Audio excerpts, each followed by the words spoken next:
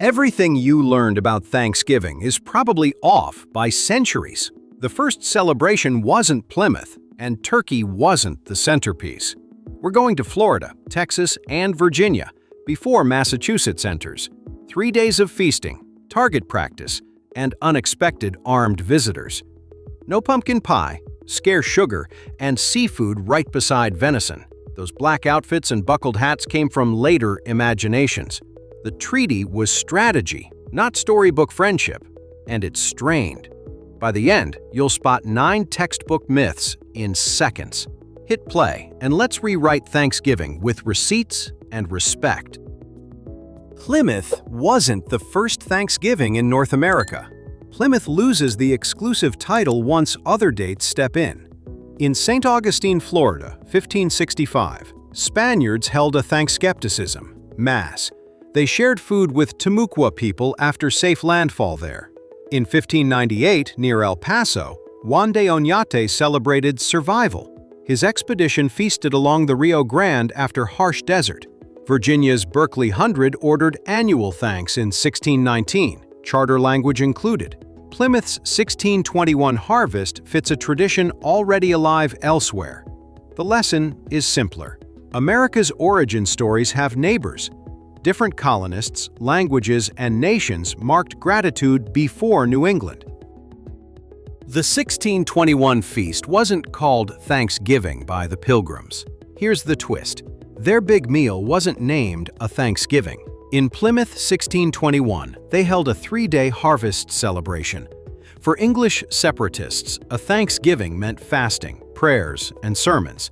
Leaders like William Bradford and Edward Winslow described abundance instead.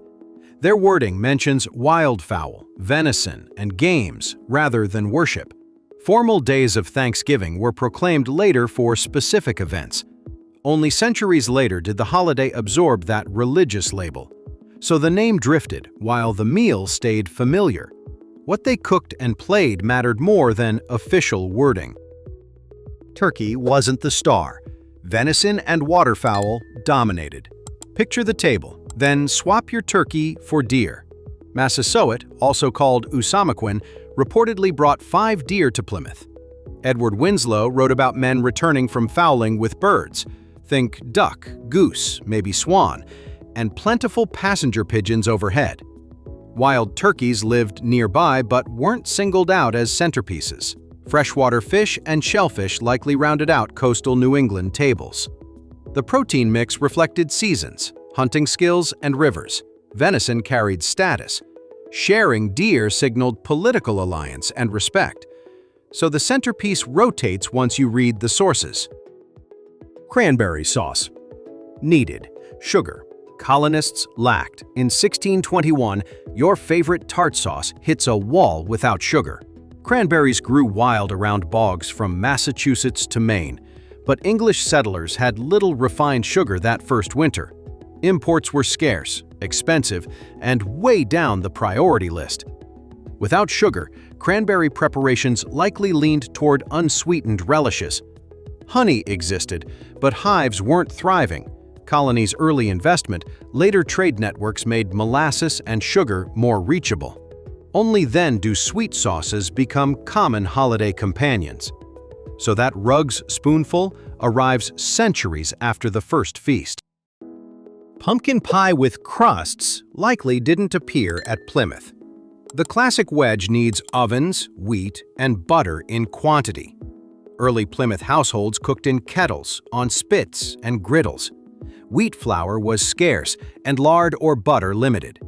Colonists stewed pumpkin, baked squash, or filled hollowed gourds. Recipes for custard pies with crusts appeared decades later. Think rustic pumpkin mash, not flaky slices with whipped cream. Dutch ovens existed, but not enough for widespread baking. Seasonings leaned savory, using herbs more than imported spices. Dessert rose slowly as logistics and livestock finally stabilized. Sweet potatoes and yams weren't New England staples then. That orange casserole traces to the south, not Plymouth tables. Sweet potatoes prefer warmer climates far south of Massachusetts. African yams are entirely different plants, rarely present then. 17th century gardens focused on peas, turnips, and native maize. Later, trade and plantations brought sweet potatoes to American kitchens. Holiday marshmallow toppings are 20th century company recipe crises anyway. Plymouth cooks would not recognize that sugary side dish. Their starches leaned hard on cornmeal porridge and pumpkins. So the sweet orange bowl arrives centuries later, geographically displaced. Pilgrims didn't wear black clothes and buckled hats. The museum mannequins lie. Daily wear was brown, russet, gray. Black dye was expensive and mainly reserved for Sundays. Paintings from the era show striped stockings and colored bodices. Tall, buckled hats appear in later fashion prints from Europe. 17th century felt caps and coifs topped heads in Plymouth. Buckle hardware becomes common after shoe latchets fall from favor. 19th century illustrators standardized the costume for school books. That image stuck, brighter than the scruffy colonial reality. Real clothes looked practical, weathered, and dyed with local plants. Buckled shoes were a later fashion, not pilgrim gear. Those shiny buckles belonged to later decades, not 1620 Plymouth. Early colonists tied shoes with latchets, straps, or simple ties. Metal buckles became status markers as trade routes matured. Fashion moved slowly across the Atlantic, then sped up. Illustrations later retrofitted buckles onto otherwise plain felt hats. Artifacts from excavations show practical footwear without flashy hardware. We picture glitter. They valued stitching, soles, and durability. 17th century wardrobes spent money on tools, not ornaments. Buckles eventually arrived, but not for these first arrivals. Plymouth Rock Landing is an 18th century invention. That iconic boulder enters the story more than a century later. The first recorded mention appears in the 1740s. At Plymouth town elder Thomas Faunce pointed out a rock to townspeople. Contemporary 1620 accounts never highlight a single landing stone. The rock was later moved, cracked, and ceremonially displayed. It became tourism, not archaeology, shaping patriotic memory. Shorelines shift. Exact steps wash away with tides. Myth makes tidy landmarks where messy surf once was. The real landing likely used shallows, skiffs, and sandbars. Pilgrims didn't discover wilderness. Patuxet was a depopulated village. Plymouth rose on Patuxet, emptied by a recent epidemic. Between 1616 and 1619, coastal New England suffered catastrophic disease. Fields were cleared, storage pits dug, and home sites already known. English settlers found buried corn and later compensated local leaders. Tisquantum, called Squanto, returned to devastated Patuxet that year. For Wampanoag, the site carried memory, loss, and strategy. For English, cleared land meant survival through a brutal winter.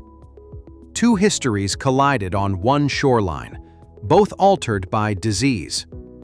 The village name endured, even as Plymouth maps replaced it. Wampanoag arrived armed after gunfire, not formal invitations. Guests didn't receive invitations, they heard gunfire and came. Plymouth men were shooting at targets during the celebration. Usamaquin, known as Massasoit, arrived with many Wampanoag warriors. Tension hovered until food and diplomacy reframed the moment. The Wampanoag then contributed venison, demonstrating status and generosity. This was neighbor management, not a postcard family dinner. Protocol mattered. Weapons, numbers, and watchfulness stayed visible. Afterward, games and trading softened edges without erasing caution. The meeting balanced celebration with security on contested ground. Squanto's story included enslavement in Europe and return home. Before interpreting, he survived kidnapping, slavery, and Atlantic crossings. In 1614, Thomas Hunt seized Tisquantum near present-day Massachusetts. He was taken to Spain, then moved onward to England. There, patrons taught English and found him work with merchants. He reached home about 1619 with explorer Thomas Dermer's voyage. He found Patuxet shattered by epidemic, kin and neighbors gone. His skills positioned him between Usamakwen and Plymouth's leaders. That role brought influence, suspicion, and constant political testing. His life mapped globalization's costs onto one Massachusetts shoreline. Pilgrims sought freedom for themselves, not universal tolerance. They fled persecution, yet enforced their own strict religious boundaries. As English separatists, they left England for Leiden, Netherlands. In Plymouth, church membership shaped community privilege and expectations. Dissenters elsewhere in New England faced banishment or censure. Roger Williams and Anne Hutchinson clashed with Massachusetts leaders. Different colonies, different rules. Tolerance wasn't a universal policy. Plymouth's laws protected their worship, not open pluralism for all. The between ideals and practice was historically ordinary. Understanding that context clarifies motives behind the Atlantic migration. The alliance was political and fragile, not pure friendship. Both sides saw survival in cooperation, not sentimental friendship. In 1621, Osamakwen negotiated mutual defense with Plymouth leaders. Narragansett pressure made allies valuable for the Wampanoag. Food exchange, interpreters, and gifts greased that early diplomacy. Misunderstandings surfaced quickly over land, livestock, and justice. Executions, arrests, and runaways tested obligations on both sides. For decades, peace flickered, sometimes steady, sometimes dangerously dim. After leaders died, successors faced harder choices and pressures. Later wars show how quickly alliances can bend and break. Mayflower Compact wasn't America's first democracy blueprint. The compact organized order, but wasn't a national constitution. Signed aboard Mayflower in 1620, it formed a civil body. Virginia's House of Burgesses met earlier, shaping representative practices. Spanish and French towns had councils across earlier American settlements. The compact mattered locally, anchoring consent among adult males. It avoided mutiny after the landing drifted north of Patent. Governors were elected, but franchise remained limited by status. Later documents, like state constitutions, built broader frameworks. Democracy here grew in layers rather than one founding script. Pilgrims had lived in the Netherlands for years first. Before New England, their children sounded Dutch on the streets. From 1609 to 1620, the congregation lived in Leiden. Pastor John Robinson led services while families worked textile trades. Printers like William Brewster ran presses that angered English authorities. Economic strain and foreign wars made staying there less secure. Parents worried their English identity would fade in Holland. They arranged financing through London investors for a voyage. 2 ships planned. Only Mayflower completed the Atlantic crossing. That Dutch chapter explains names, skills, and later ally networks. First Thanksgiving was a multi-day harvest celebration, not one dinner. Think 3 days, not one plate, and polite goodbye tonight. Winslow's account describes ongoing feasting and shooting matches nearby. Wampanoag men came and went, bringing deer and news. English cooked repeatedly, stretching supplies across several brisk days.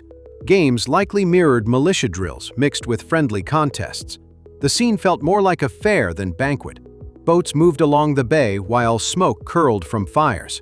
Animals were butchered as needed, then cooked in batches. 3 days left memories stronger than any single toasting line.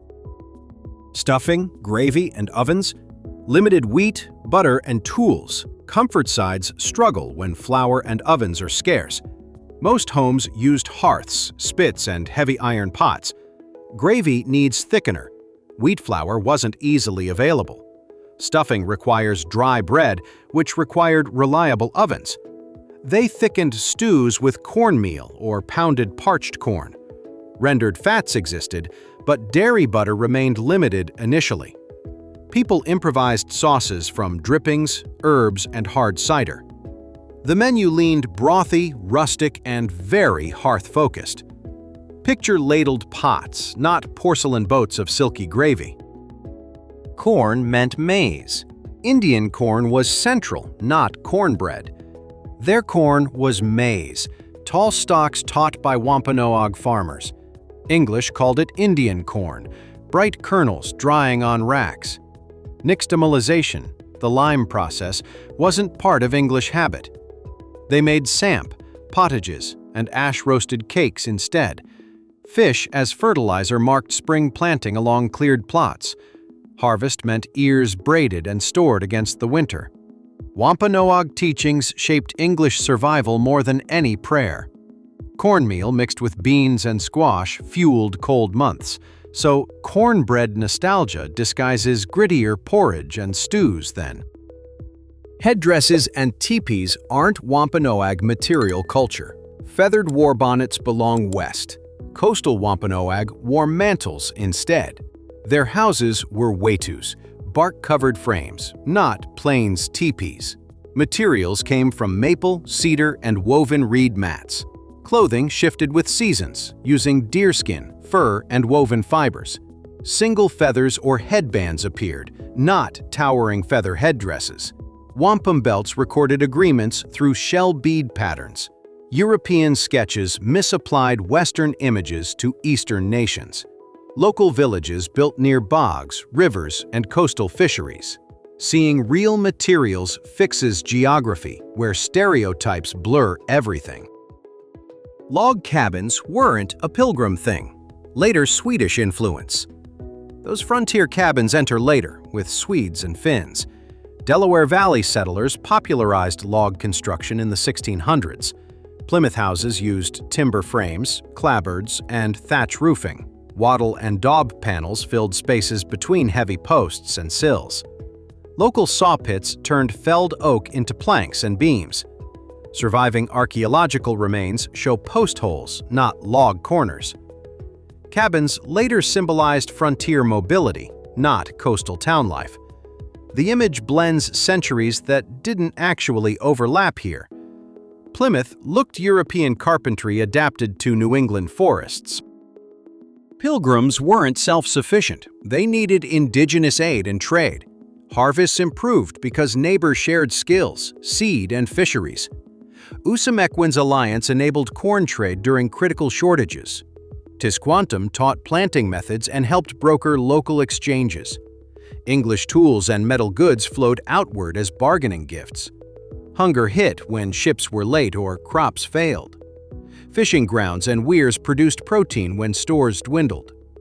Trade paths ran through indigenous networks stretching far inland. Self-sufficiency arrived gradually with livestock, mills, and roads. Early survival was shared work, not solitary colonial grit. Disease catastrophes preceded Plymouth, reshaping Wampanoag power. Epidemics redrew the map even before Mayflower entered Cape Cod. Between 1616 and 1619, coastal villages lost devastating percentages, Providence. Causes debated include leptospirosis, smallpox, and other infections. Wampanoag populations weakened, while Narragansett inland remained stronger. Vacant fields left cleared land at Patuxet for settlement. Massasoit balanced grief with strategy, seeking protective alliances. English mistook emptiness for untouched wilderness, misreading the signs. Later conflicts grew from these wounded, uneven starting points. Understanding disease waves clarifies choices both sides later made.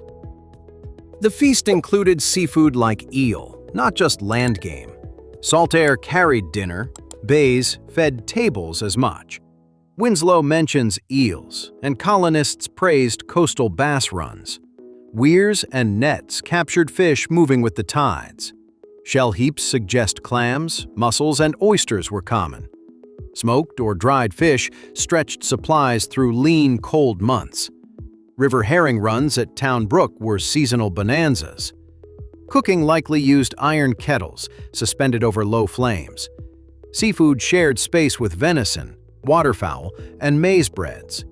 Coastlines gave calories before inland farms could reliably deliver. Thanksgiving wasn't annual nationally until the 1941 law. The federal calendar locked it in only during the 1940s. Presidents had issued proclamations, but dates swung year to year. Franklin Roosevelt tried moving it earlier during the Depression. Retailers liked a longer shopping season. Others loudly objected. People called it Franksgiving, confusing schedules and school calendars. Congress passed a law in 1941 fixing the fourth Thursday. States eventually aligned, and the modern rhythm settled nationally. The coast-to-coast holiday emerged from policy, not folklore. Traditions then grew into that guaranteed late November anchor weekend. Lincoln proclaimed days of thanks during war, not a fixed holiday. His 1863 proclamation united fasting, thanks, and wartime reflection. Abraham Lincoln issued it amid the Civil War's heavy losses. Writer Sarah Josepha Hale had campaigned for a national observance. Subsequent presidents repeated proclamations without legally fixed dates. States celebrated on different days depending on governors' decisions. Only later did Congress standardize one nationwide schedule. Lincoln's words shaped tone. Laws later shaped timing. War made the appeal urgent, not the calendar precise. That's how custom evolved before statutes finally caught up. The turkey pardon didn't start with Lincoln or Truman. The photo op bird survives regularly only from 1989 onward. Earlier presidents received turkeys, often destined for the table. Harry Truman never used the word pardon in records. Ronald Reagan joked about pardoning during a press exchange. George H.W. Bush formalized a ceremonial annual reprieve since then. Named birds head to farms or petting zoos. The ritual grew while cameras and Thanksgiving branding expanded. Earlier centuries featured chores, not feathered press conferences. So the pardon is modern theater, not antique tradition. Macy's parade didn't create Thanksgiving, it reflected urban culture. New York's parade amplified a holiday, not invented one. Store employees marched in 1924 with floats and animals. Balloons appeared later, towering above Manhattan's fall streets. Radio, then television, carried the spectacle nationwide for decades. It mirrored department store marketing and immigrant city pride. Thanksgiving already existed through proclamations and family traditions. Parade culture simply wrapped big city energy around it. The ritual became background music for cooking and travel. It added spectacle without replacing the holiday's older roots. Football on Thanksgiving began in the 1800s, not Plymouth. The whistles start centuries later, on college fields back east. Yale and Princeton staged classic Thanksgiving matchups in the 1870s. High schools adopted rivalry games that anchored hometown afternoons. Detroit Lions began an annual NFL game in 1934. Dallas joined later, creating twin fixtures for television audiences. Bands, halftime shows, and leftovers turned sports into soundtrack. Colonial militia drills were not football, despite occasional parallels. Crowds filled bleachers long after muskets fell silent there. Tradition shifted from fields of corn to fields of play. Pilgrims didn't call themselves pilgrims in 1620. They mostly said saints, separatists, or simply the congregation. The word pilgrim gained popularity after later commemorations widely. Bradford's writings used journey language that Victorians rebranded. Bicentennial pageants and schoolbooks cemented the capitalized identity. 17th century neighbors called them English or simply New Planters. Names change stories. This one polished hardship into destiny. The community heard scripture, not branding, in their self-descriptions. Only later did monuments and tourism echo that label. Language shifted, and with it, memory's edges shifted too. Native agriculture was sophisticated. Three Sisters wasn't primitive. Corn, beans, and squash formed a smart living system together. Corn offered stalks. Beans fixed nitrogen, squash shaded soil. Haudenosaunee shared techniques. Coastal nations adapted to local ecology. Wampanoag fields mixed varieties suited to New England seasons. English observers often misunderstood the productivity and planning behind. Polyculture fed families while stabilizing soil during storms. Storage pits preserved surplus against winter hunger and pests. Knowledge passed through ceremony, practice, and careful seasonal timing. Calling it primitive hides a resilient, well-engineered food web. First Thanksgiving claims also exist in Florida and Texas. Plymouth shares the spotlight with Spanish ceremonies far south. In St. Augustine, Pedro Menendez hosted a Thanksgiving after landing. Timucua people reportedly joined a communal meal near the shore.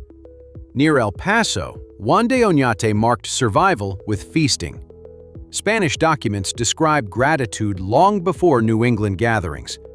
Each scene ties thanks to perilous travel and faith. Local indigenous communities met newcomers under very different terms. Multiple beginnings exist, depending which language you start with. That chorus complicates a tidy single birthplace for Thanksgiving. Virginia held a Thanksgiving in 1619 at Berkeley Hundred. A charter required annual thanks along Virginia's James River. Settlers at Berkeley Hundred held a service upon arrival.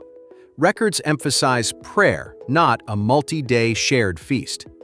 This observance occurred 2 years before Plymouth's harvest celebration. The site later suffered attacks during tense frontier years. Memory faded as other colonies promoted friendlier narratives. Still, Virginians revived the claim during 20th century anniversaries. Documents survive outlining instructions from the London Company. It's another thread woven into the holiday's complicated tapestry. Pilgrims picked a Patuxet site with stored corn and fields. Explorers found hidden corn caches while scouting winter camps. They took some, noting later plans to repay owners.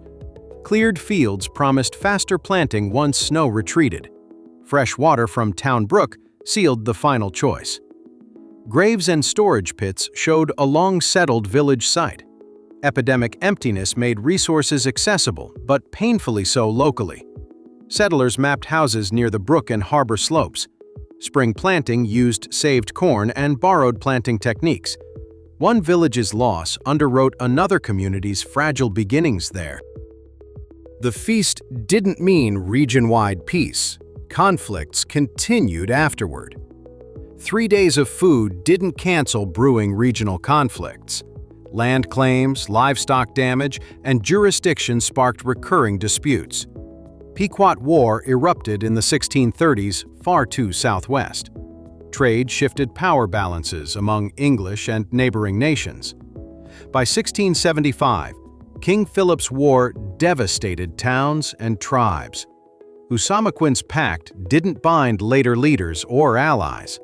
Small incidents, like thefts, sometimes escalated into harsh punishments. Peace required constant work.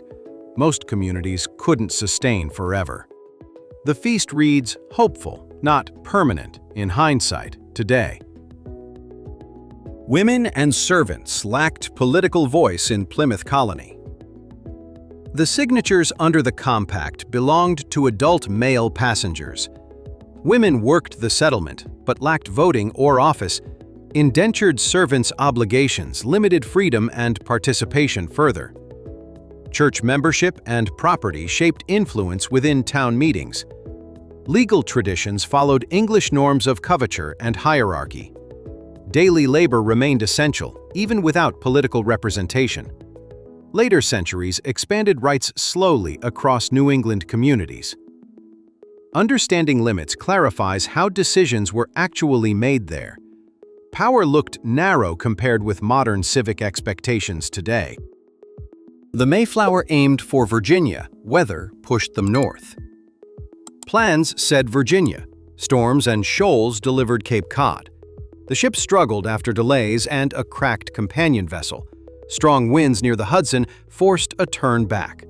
They anchored first at Provincetown before selecting Plymouth. Legal patents didn't cover their unintended landing place properly, hence the compact, to prevent fracturing authority among passengers. Exploration parties mapped harbors, shallows, and abandoned villages. Geography, not destiny, redirected the colony's first steps. Weather wrote the prologue more loudly than any plan. Black Friday's origin isn't Pilgrim-era stores or 1869 panic. The shopping nickname comes from 1960s Philadelphia police slang. Crowded streets, traffic jams, and overtime formed the phrase. Retailers later tried rebranding it as profitable black ink. The 1869 gold panic shares a name, not origins. By the 1980s, national media spread the shopping usage. Doorbusters, ads, and lines cemented the post-Thanksgiving rush. None of this connects to Plymouth or Civil War finance. It's a city quip that became a national calendar marker. The name survived better than its slightly grumpy origin. Cornucopias and hand turkeys are modern, not colonial. Those classroom crafts are 20th century, not 17th century Plymouth. Cornucopia symbols come from classical Europe, later adopted here. Hand turkeys appeared with school art projects and construction paper. Colonists favored wooden trenchers, iron pots, and rough textiles. Decorations were practical goods, not themed seasonal centerpieces. Household labor, not crafting, filled the pre-winter schedule. Schools and advertisers later standardized a cartoon holiday look. That imagery travels better than smoky hearths and chores. So modern symbols replaced messier realities in public memory.